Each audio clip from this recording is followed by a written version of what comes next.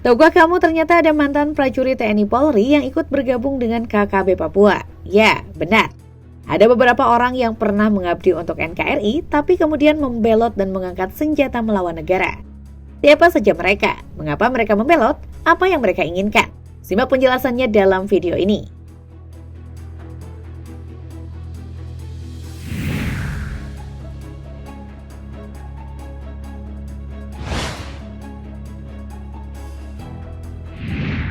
Prajurit 1 atau Pratu Luki Yamatuan alias Lukius, personel Rider 400 yang mendapat tugas di Kabupaten Intan Jaya, Papua.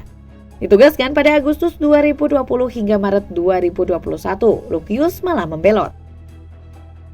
Kabur dari kesatuan pada tanggal 12 Februari tanpa membawa senjata. Lukius bergabung dengan KKB pimpinan Sabinus Waker yang memang beroperasi di wilayah Intan Jaya. KKB atau Kelompok Kriminal Bersenjata Papua adalah sebutan pemerintah Indonesia untuk pasukan bersenjata yang mengaku memperjuangkan pembebasan Papua lepas dari Indonesia. Sebelumnya, dikenal beberapa organisasi seperti Tentara Pembebasan Nasional Papua Barat atau TPNPB, yakni sayap organisasi Papua Merdeka atau OPM, yang getol menyerukan pemisahan wilayah Papua Barat dari NKRI. Dalam dunia kemiliteran, Lukius melakukan desersi atau pengingkaran tugas tanpa permisi dan tanpa tujuan untuk kembali. Dengan ini, Lukius dianggap sebagai pengkhianat dan musuh negara yang harus ditindak tegas.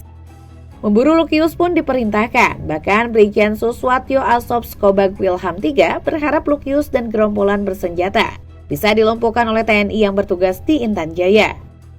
Tentunya kita akan tindak tegas dan mudah-mudahan. Banyak pihak pun ikut mendukung pemburuan ini. Bila mana juga tidak menyerah juga harus tetap dicari. Kabar terakhir mengatakan bahwa Lukius telah menjadi Panglima Tempur KKB dan melatih anggota KKB lainnya. Dari Pratu TNI menjadi Panglima KKB, Lukius diduga telah merencanakan pengkhianatannya ini. Berusia 24 tahun saat membelot, Lukius meninggalkan markas dengan menanggalkan semua atribut TNI-nya.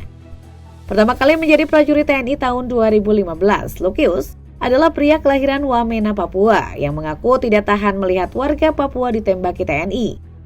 Sesaat setelah kabar pembelotannya beredar, sempat dikira ia dikirim menjadi mata-mata TNI, tapi itu telah dibantah. Kini ruang gerak KKB makin sempit dan makin dipantau oleh TNI karena pembelotan yang banyak terjadi.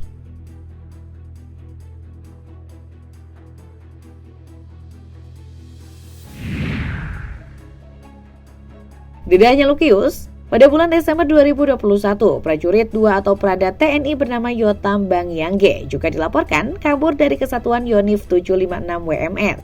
Membawa satu pucuk senjata jenis SS-2V1, Yotam kala itu sedang dalam masa tugas di Kabupaten Kerom, Papua. Tapi dia tidak bawa amunisi, hanya bawa senjata. Iya. Mengutip suara.com, Kepala Penerangan Kodam atau Kapendam 17 Cendrawasih, Kolonel Ifakso Erlangga mengatakan bahwa saat persiapan tugas jaga, tiba-tiba Prada Yotam Buyangge berjalan menuju arah belakang tempat jaga sambil menelepon seseorang. Kemudian, menjelang proses serah terima ternyata Prada Yotam tidak hadir sehingga dilakukan pencarian oleh rekan-rekannya. Setelah tidak kembali-kembali, ia dinyatakan desersi dan pencarian pun dilakukan dari lingkungan asrama, posko jaga hingga lingkungan masyarakat. Hanya pakaiannya saja yang tersisa. Akan kegiatan pendalaman dan pencarian terhadap yang bersangkutan. Yotam adalah pria asal Nduga, Papua, kelahiran 1999. Yang awalnya disangka dalam situasi berbahaya, makanya Kapenda meminta doa saat itu juga agar beliau tetap aman saja. Kerabat dan keluarga juga telah dihubungi, hingga akhirnya ia dinyatakan membelot ke pemberontak. Sampai saat ini keberadaannya pun tidak diketahui.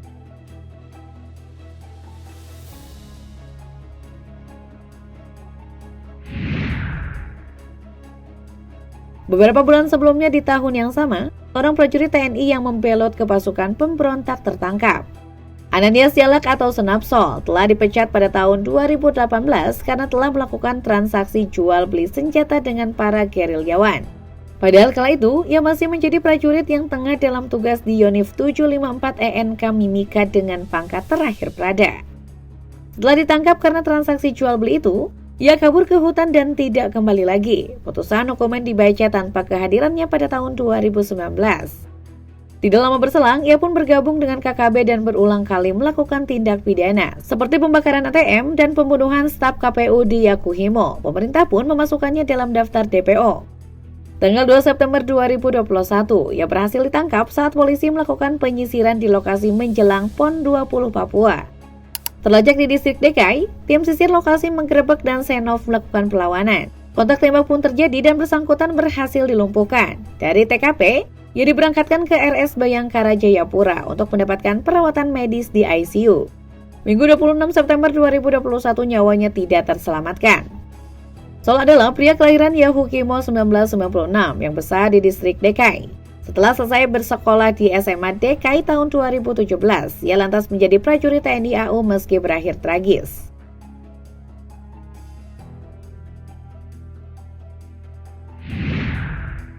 Kisah ini tertorehkan sudah sejak lama. Lukas Rumkorem adalah pejuang merah putih yang mendirikan Partai Indonesia Merdeka atau PIEM tahun 1949 di Biak.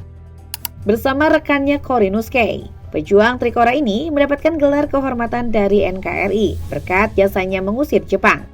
Juga diberikan kesempatan kepada putranya Setja Rumkorem untuk mengikuti pendidikan Bintara di Cimahi, Bandung. Pendidikan diperoleh dari Bintara berpangkat Sersan 2, bergelar Letu TNI AD Setja Rumkorem. Bisa dikatakan ia adalah prajurit TNI pertama yang membelot. Saat Republik Indonesia terbentuk, PPRA pun dilaksanakan. Penentuan pendapat rakyat yang akan menentukan status daerah Papua Barat milik Belandakah atau Indonesia. Letu TNI AD Setja Rumkorem kala itu bertugas di Irian Jaya di bawah pasukan Diponegoro. Menerima dengan terbuka kedatangan pemerintah dan tentara Indonesia. Namun yang dilihatnya adalah berbagai pelanggaran hak asasi manusia yang menentukan hasil dari PPRA. Kesal Set yang kala itu berusia 33 tahun, lari ke hutan bersama aktivis OPM di Jayapura. Ia lantas membangun markas Victoria atau Marvik di perbatasan Papua Nugini. Tanggal 1 Juli tahun 1971, ia membacakan teks proklamasi Republik Papua Barat. Dan semenjak itu ia getol mengampanyekan dan melobi kemerdekaan Papua Barat. Hingga akhir hayatnya saat meninggal di Wageningen, Belanda tahun 2010. Bisa dikatakan, Letu Set adalah prajurit TNI pertama yang membelot dengan kisahnya sendiri. Entah mengapa kisah kemerdekaan suatu bangsa selalu menorehkan kisah yang berdarah-darah. Seperti Indonesia yang berhasil mengusir pendudukan Jepang dan Belanda. Tetap Papua Barat yang masih berusaha mengusir Indonesia. Tanyakan pada rumput yang bergoyang.